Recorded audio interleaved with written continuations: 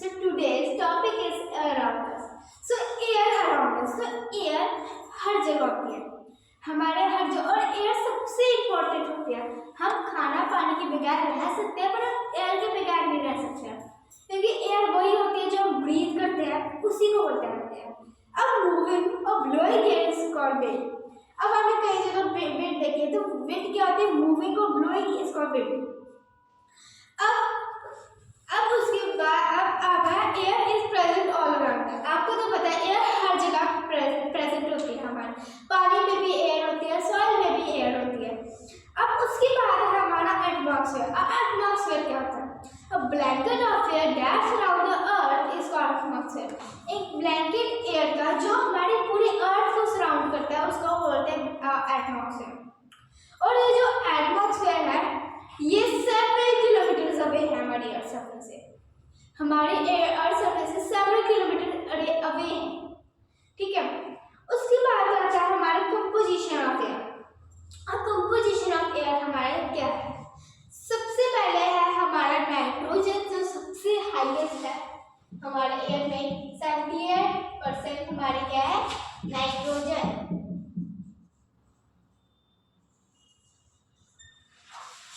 Nitrogen हमारा सबसे ज्यादा है।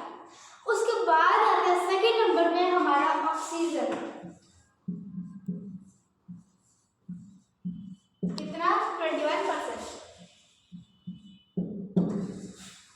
ठीक है। उसके बाद हमारा थर्ड नंबर में आता है कार्बन डाइऑक्साइड। कितना?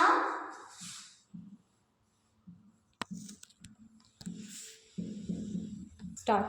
सो कार्बन डाइऑक्साइड हमारा बहुत ही लीस्ट अमाउंट में, कितना? ओनली 0.03%। उसके बाद हमारा आ जाता, अब उसके बाद एक टॉपिक आता है कि कार्बन डाइऑक्साइड किसके लिए यूज होता है? जो हमारा फ्यूल्स, जो भी बर्न होते हैं, जो भी थिंग हमारी बर्न होते हैं, वो क्या निकालते हैं? कार्बन डाइऑक्साइड एयर निकालती है। और ऑक्सीजन नॉर्मली है फोटोसिंथेसिस के प्रोसेस से प्लांट्स हमें देते हैं, ठीक है। फोटोसिंथेसिस के प्रोसेस से प्लांट्स हमें देते हैं। और एक साइंस की अपडेट आई है वाटर मिल। एक वाटर मिल क्या है? एक इन्वेंटेड एक वाटर मिल क्या है? एक ऐसी मशीन है जो एयर में जो भी मॉइस्चर पैदा होता है उस मॉइस्चर को, एयर को मतलब पानी में कन्वर्ट करती है, फ्रेश वाटर में कन्वर्ट करती है, ठीक है।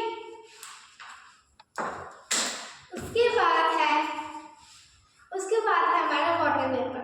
अब वाटर वेपर हमारे पूरी एयर में प्रेजेंट होता है। अब the amount of water vapour present in the air is called humidity. जो भी वाटर वेपर एयर में प्रेजेंट होता है उसको बोलते हैं ह्यूमिडिटी, ठीक है। अब when it comes in contact, जब वाटर वेपर कांटेक्ट में, वाटर वेपर कभी कभी कूल भी होता है, कभी कभी हॉट भी होता है। उसके बाद है डस्ट पार्टिकल। हमारे क्या हर जगह क्या प्रेजेंट होते हैं? Dust particles. अब एक आप अंधेरे कमरे में बाहर जाओगे तो थोड़ी सी लाइट आएगी तो आपको क्या दिखेगा? डस्ट पार्टिकल ऐसे जिगजैग मूविंग, ऐसे दिखता है, ये ऐसे जिगजैग मूविंग में आपको दिखता है डस्ट पार्टिकल्स, ठीक है। और स्मोक किसकी वजह से होती है? सबसे पहले मेन प्रॉब्लम है स्मोक की,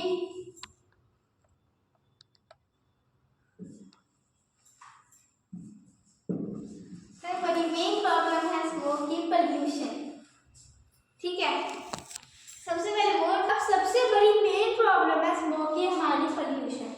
जो पोल्यूशन व्हीकल से पैदा होती है, इंडस्ट्री से पैदा होती है, वो सबसे बड़ी मेन प्रॉब्लम है। और इस पोल्यूशन की वजह से बहुत सारी हार्मफुल हमारी केमिकल्स एयर में पैदा हो रहे हैं, ठीक है। उसके बाद है एयर स्पोर्ट्स लाइफ। एयर किस तरह हमारी लाइफ में स्पोर्ट्स करती है? तो उसमें सबसे पहला आता है हमारा ऑक्सीजन।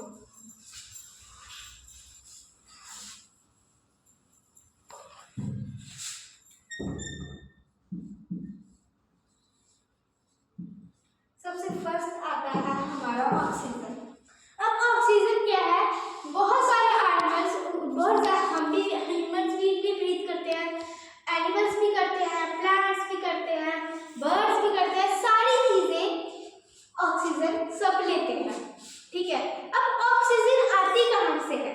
ऑक्सीजन अब कहाँ से प्रोड्यूस होती है? तो सबसे पहले ऑक्सीजन का मेन रीजन है प्रोड्यूस का फोटोसिंथेसिस, जो प्लांट्स करते हैं ड्यूरिंग डे टाइम में। हमारा प्लांट्स क्या करते हैं? फोटोसिंथेसिस परफॉर्म करते हैं सनलाइट से वो करनी। और उस फोटोसिंथेसिस में प्लांट्स क्या यूज करते हैं? कार्बन डाइऑक्साइड और कार्बन। इस फोटोसिंथेसिस प्रोसेस से हम क्या छोड़ते हैं हमारी एयर में? ऑक्सीजन। ठीक है।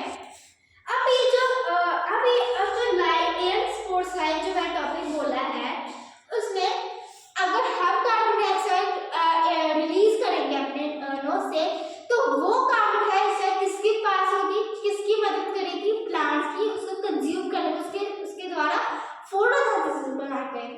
और जो भी वो फोटोसिंथेसिस से हमें क्या देंगे? ऑक्सीजन देंगे। वो किस लिए यूज करेगी? हम क्या किसके लिए यूज करेंगे? ब्रीथ करने के लिए, ताकि हम जिंदा रह सकें।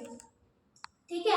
अब the process of breakdown of food, एक process of breakdown of food into carbon dioxide water to release energy, इसको रेस्पिरेशन।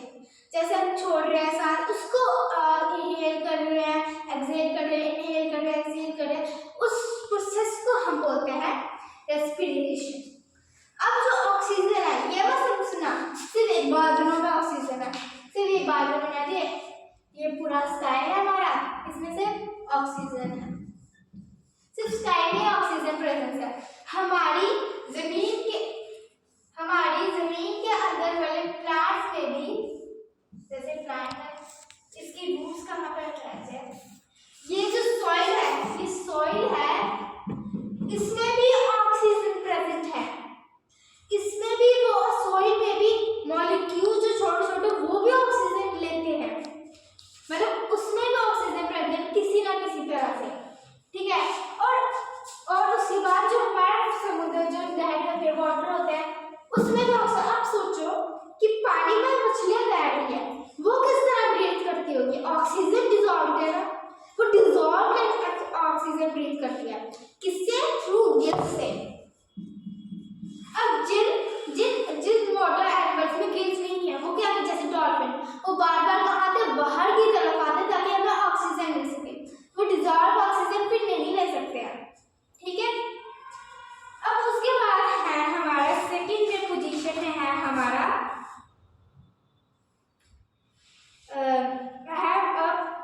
इसकी बात करते हैं कि अब जमीन के अंदर प्लांट्स के रूट्स नहीं होते, वो कीड़े मकोड़े भी होते हैं, इंसेक्ट्स भी होते हैं। अब जो अर्थवॉर्म है, ये जमीन के अंदर रहते हैं, कि जमीन के जो सॉइल के अंदर मैंने आपको बताया ऑक्सीजन होते हैं। पर जब भी रेनी सीजन होता है, तब वो बाहर क्यों आते हैं? तब वो बाहर इसलिए आता है क्योंकि रेनी सीजन में ऑक्सीजन और नाइट्रोजन प्लस मिल जाती है। रेनी सीजन में ऑक्सीजन और नाइट्रोजन मिल जाए, जो हमारा नाइट्रोजन डाइऑक्साइड बनाती है। एक हमारा नाइट्रोजन डाइऑक्साइड बना और नाइट्रोजन डाइऑक्साइड। अब ये जो कॉन्सेप्ट है, ये मैं दूसरी वीडियो में डालूंगी। अब ये मेन टॉपिक है, जो ये अर्थवॉर्म होते हैं, ये बाहर क्यों आते हैं जब भी रेनी सीजन होता है? क्योंकि जो हमारी सॉइल है, उसमें क्या, जिस जगह पर ऑक्सीजन प्रेजेंट होती है, उस जगह में क्या हो जाता है? वाटर, वहां पे वाटर हो जाता है। तो वाटर होने के कारण जो अर्थवॉर्म को सांस लेने की जगह नहीं मिलती, इसलिए वो बाहर आता है ऑक्सीजन लेने के लिए। सो अब आप देखो ऑक्सीजन की कितनी रिक्वायरमेंट्स है हमारे पूरे अर्थ में। अब उसके सेकंड है हमारा कार्बन डाइऑक्साइड। कार्बन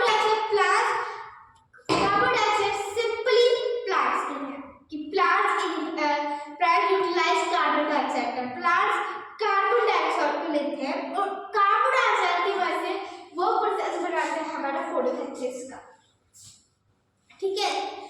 अब उसके बाद नाइट्रोजन। अब नाइट्रोजन की रिक्वायर्ड है हमारे के लिए।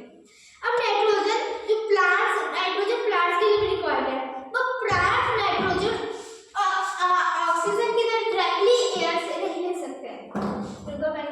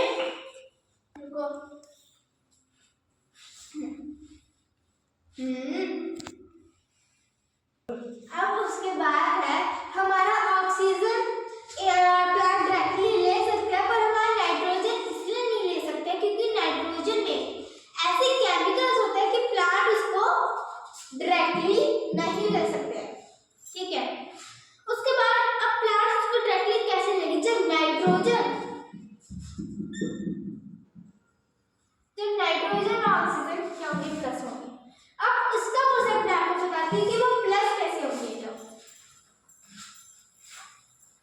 जब भी हमारा लाइटनिंग का समय, जब भी हमारे क्लाउड्स में से बारिश होती है तो तब क्या होता है, जो नाइट्रोजन जो एयर में प्रेजेंट होती है वो ऑक्सीजन के साथ प्लस हो जाती है। तो नाइट्रोजन प्रेजेंट वो क्या हो जाती है, ऑक्सीजन के साथ प्लस हो जाती है। और उस नाइट्रोजन, जब भी नाइट्रोजन ऑक्सीजन के साथ प्लस हो जाती है उसको बोलते हैं नाइट्रोजन डाइऑक्साइड। फिर वो क्या बन जाती है, नाइट्रोजन डाइऑक्साइड। और जब भी जो नाइट्रोजन डाइऑक्साइड है वो सारी यहाँ पे आती है, और जब भी वो वाटर के साथ, ये जो ड्रॉपलेट्स है इसके साथ कनेक्ट होती है तो वो बन जाती है नाइट्रोजिक एसिड, और नाइट्रोजिक एसिड बन जाती है। और वही जो हमारा एसिड होता है,